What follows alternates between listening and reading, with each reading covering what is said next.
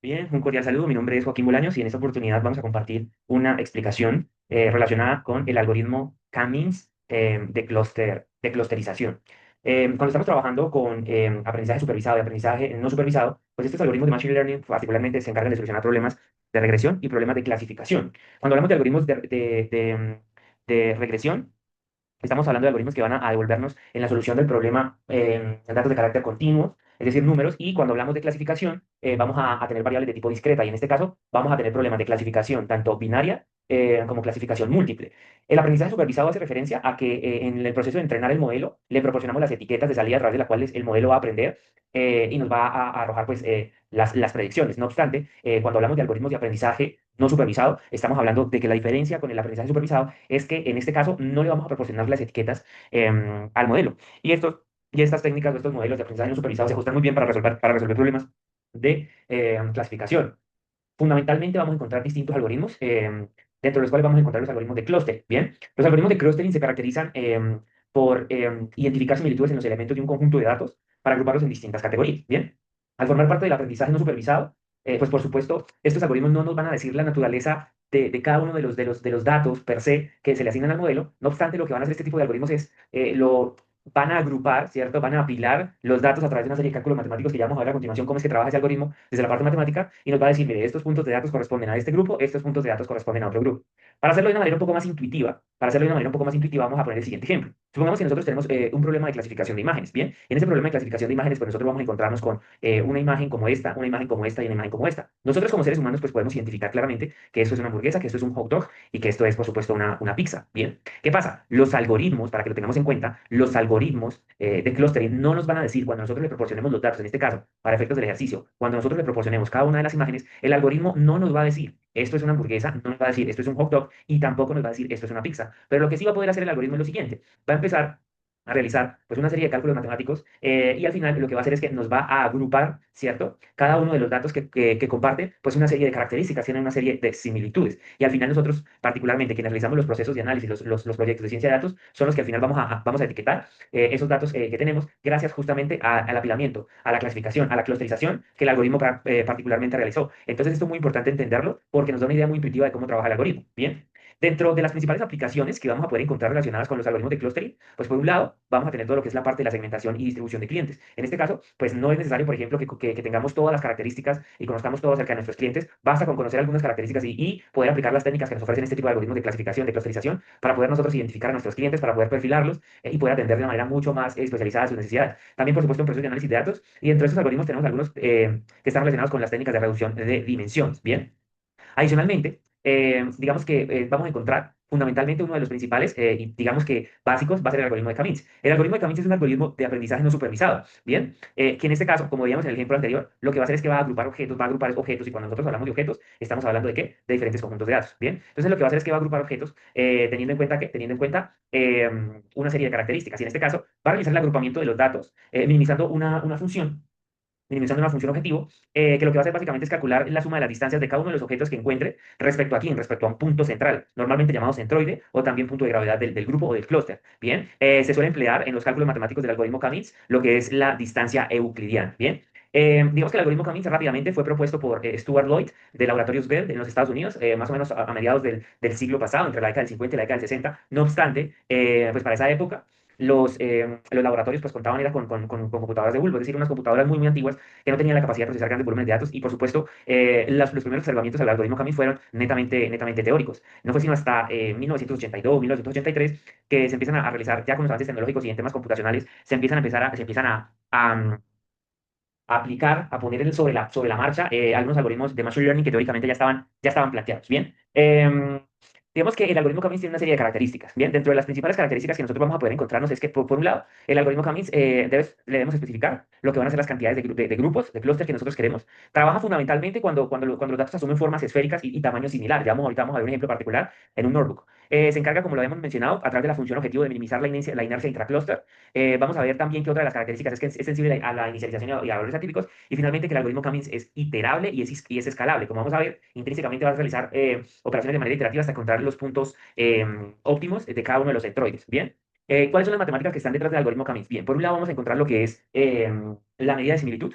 que básicamente vamos a encontrar la distancia euclidiana. Esa distancia euclidiana va a estar dada por una distancia xy que va a ser igual a la raíz de la sumatoria de que va desde 1 hasta d, que va de 1 hasta d, x sub i menos y sub i al cuadrado, o también se conoce como, creo que es un poco más intuitivo, lo que es la parte de otra forma de representarlo, puede ser distancia igual a la raíz de x2 menos x1 al cuadrado más y2 menos y1 al cuadrado, y de esa manera vamos a poder calcular la distancia que existe entre dos puntos en un plano cartesiano.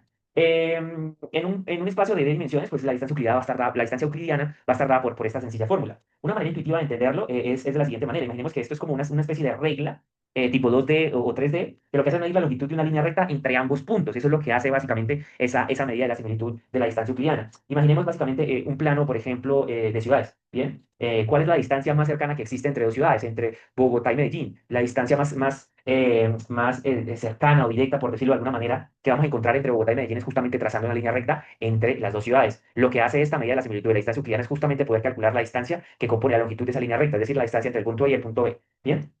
Por otro lado, vamos a encontrar lo que es la parte del cálculo del centroide y la función objetivo. Particularmente hablando de la función objetivo, esta va a estar definida de la siguiente manera. Vamos a tener un clúster 1, un clúster 2, un clúster K. Bien, ese clúster K va a estar dividido, va a estar partido en K grupos y mu sub K va a representar el centroide. Bien, en este caso va a representar el centroide, que es el promedio de clúster sub K por el K min, y lo que va a hacer es que va a minimizar y lo que busca es minimizar que la función objetivo que va a estar dada por j, ¿cierto? Y j va a ser igual a la sumatoria de k igual a 1 hasta k por la sumatoria del valor absoluto de x menos mu sub k al cuadrado, en donde el valor absoluto de x menos mu sub k al cuadrado es el cuadrado de la distancia euclidiana. En este caso tenemos pues el valor absoluto porque recordemos que las distancias pues, van a estar dadas en valores positivos. Intuitivamente, para entender lo que hace la función objetivo, podemos plantearlo de la siguiente manera. Imaginemos que agrupamos pues, una serie de fotos de paisajes y cada una de estas fotos tiene un color predominante. Bien, lo que queremos nosotros entonces con este conjunto de fotos es que cada foto quede lo más cercano posible, teniendo en cuenta el color a un color promedio de un grupo en particular. Minimizar esta función objetivo J equivale a que las fotos de cada álbum sean lo más parecidas posibles entre sí, que las fotos de cada grupo sean lo más parecidas posibles entre sí. Bien, y finalmente vamos a encontrar detrás del algoritmo lo que es el cálculo del centroide, que en el cálculo del centroide para un clúster C sub K con n sub k puntos, vamos a tener que mu sub k va a ser igual a 1 sobre n sub k por la sumatoria de x para todo x que pertenece a C sub k. Bien, para entenderlo de manera intuitiva. Esto es como si fuese el promedio aritmético de las coordenadas de los puntos en cada uno de los clústeres, en cada uno de los grupos. Si, no sé, si agrupáramos nuestros amigos, por ejemplo, por la edad y por el peso, por poner un ejemplo, el centroide representa la edad y el peso promedio de cada grupo de amigos que yo decía conformar. Bien, y básicamente estas son los tres pilares matemáticos fundamentales que nosotros vamos a encontrar detrás del algoritmo Camis. Bien. Por otro lado, ¿qué vamos a encontrar? Los pasos para construir, para desarrollar el algoritmo. Bien, por un lado vamos a tener lo que es la inicialización del algoritmo. Bien, se eligen K puntos aleatorios como centroides iniciales. Ya recordemos que para el algoritmo somos nosotros quienes definimos los K centroides que vamos a utilizar. Va a estar el segundo paso que va a ser la asignación. Cuando hablamos de la asignación, pues va a ser para cada uno de los puntos de datos y calcular la distancia a cada centroide y asignarlo, por lo tanto, al más cercano. Bien, el tercer paso en el desarrollo del algoritmo es el tema de la actualización. En la actualización lo que hace el algoritmo es recalcular cada centroide como el promedio de los puntos que se le fueron asignados y finalmente el algoritmo lo que hace es repetir, es decir, realizar de manera iterativa la asignación y la actualización hasta que los centroides no cambien o cambien muy, muy poco, ¿bien? Hasta un número máximo de iteraciones. Entonces, para entender intuitivamente el desarrollo del algoritmo y qué es lo que hace el algoritmo en cada uno de estos pasos, imaginemos lo siguiente. Supongamos que nosotros estamos en un parque, en una plaza, ¿cierto? Y en esa plaza hay K número de vendedores de paletas, de vendedores de helados, ¿bien? Esos vendedores de helados ese número K de vendedores de helados va a representar el número de centroides, la cantidad de centroides de nuestro algoritmo, ¿bien? Cada visitante o cada persona que está dentro de la plaza, que está dentro del parque, lo que hace es elegir al paletero, al heladero que está más cerca así. Luego, lo que hacen los paleteros o los heladeros es caminar hacia el centro de cada uno de sus grupos, ¿bien? Para aproximarse lo más cerca posible a cada uno de ellos. Bien, y este proceso se repite hasta que estos heladeros logren ubicarse en un punto tan estratégico que puedan atender la mayor cantidad de clientes, de visitantes en el parque. Entonces, digamos que esa es como la idea intuitiva general de lo que tenemos en el paso a paso de lo que es el algoritmo Camis. Bien, para resumir, entonces, y sintetizar la idea del algoritmo Camis, entonces, ¿qué hace el Camis? Lo que hace es agrupar datos en K clusters, esos clusters nosotros los definimos, de forma tal que los puntos dentro de cada uno de los clústeres estén lo más cerca posible al centro promedio común de cada uno de dichos clústeres. ¿Por qué funciona bien este algoritmo Camis? Por un lado, porque se usa la distancia euclidiana, como lo nombramos anteriormente, lo que pues facilita y hace muy natural para medir distancias en línea recta, ¿cierto? Por otro lado, la función objetivo que escribíamos anteriormente cuantifica muy bien la compactación de cada grupo y como punto número 3, por las cuales es bueno, es eficiente, es rápido y funciona el algoritmo Camis, es porque repite las asignaciones y recalcula para mejorar lo que es la parte de la compactación hasta llegar a estabilizar como tal el grupo. Bien, esos son los conceptos y las ideas matemáticas y analogías intuitivas que podemos encontrar para nuestro algoritmo Cummings. Y por aquí vamos a tener un ejemplo muy sencillo. Vamos a tener un ejemplo muy sencillo de lo que es la aplicación del algoritmo Cummings. Aquí generamos unos datos y como vemos aquí vamos a encontrar que cuatro grupos. Fíjense que aquí vamos a tener un grupo aquí y por aquí vamos a tener otro por acá. Bien.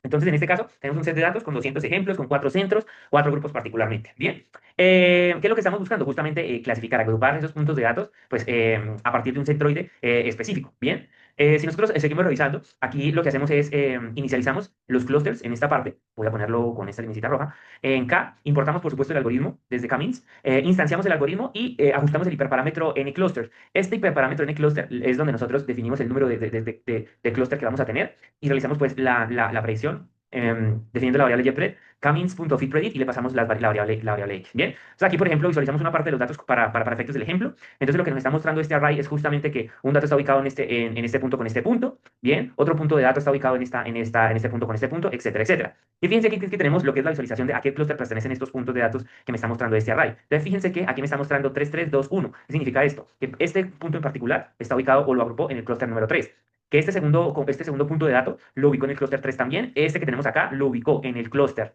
2 y finalmente este lo ubicó en el clúster 1. Bien, eso es lo que está haciendo básicamente el algoritmo Cummings. Por aquí se podemos visualizar también lo que es dónde están ubicados los centros de gravedad de cada clúster o digamos que los centroides de cada uno de los clústeres para justamente poder empezar a hacer el cálculo de esas distancias. Aquí tenemos los puntos donde están ubicados y esta finalmente es una gráfica, bien, que podemos tener. Voy a poner un poquito de zoom para que podamos ver que aquí nosotros tenemos justamente la nube de puntos, ¿cierto? De cada uno de los diferentes grupos, pero adicionalmente a ellos, si nosotros nos fijamos muy bien, en el centro de cada una de esas nube de puntos, nosotros vamos a poder encontrar a quién, al centroide. Ese centroide fue el que nos ayudó a establecer el algoritmo hasta estabilizarse y decir, ok, estos puntos de datos son los más estables y por lo tanto de esta manera vamos a establecer el centroide para agrupar los datos. Entonces, este es un ejemplo sencillo y básico de cómo funciona lo que es el algoritmo Cummings desde la práctica. Muchas gracias.